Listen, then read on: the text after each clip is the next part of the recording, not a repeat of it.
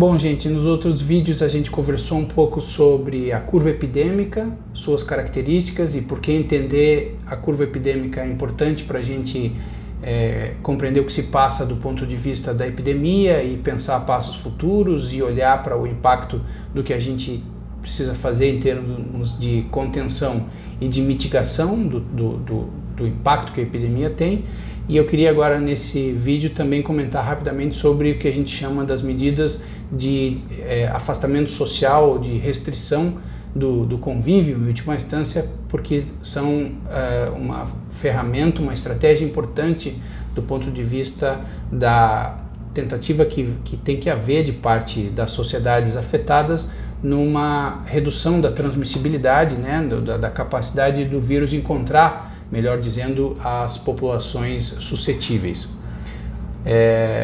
O que várias cidades brasileiras estão fazendo e várias universidades, por exemplo, federais, cancelaram as suas atividades, interromperam por um período aí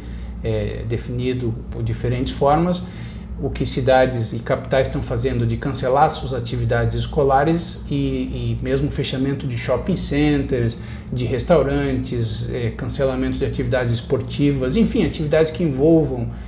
grande aglomeração de pessoas. Essas iniciativas são fundamentais para que a gente possa diminuir os contatos, a gente possa diminuir a possibilidade do vírus encontrar suscetíveis, mas essas medidas são difíceis de serem implementadas porque elas não são necessariamente de curto prazo. Então a interrupção das atividades escolares, segundo estudos que fizeram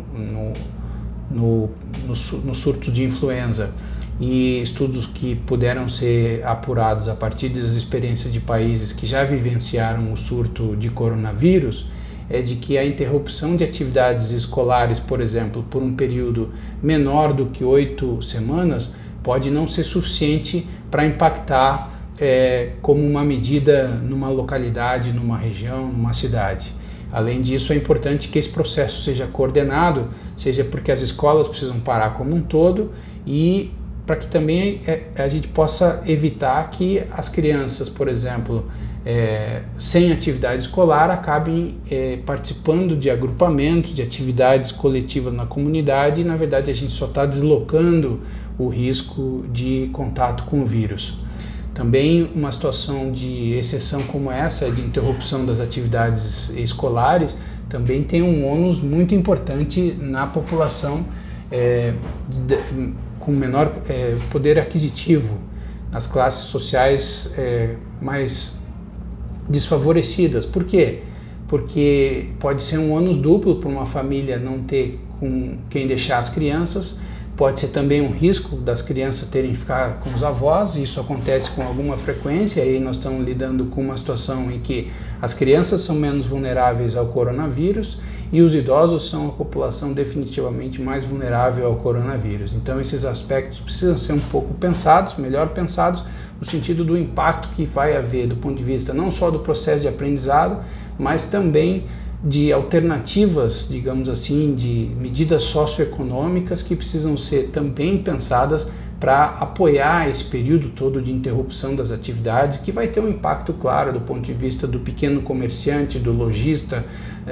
dos restaurantes, das escolas, enfim, essas questões todas também precisam ser muito pensadas porque elas definitivamente ou muito provavelmente não são de curto prazo, como, por exemplo, menos de 8 semanas no nosso contexto.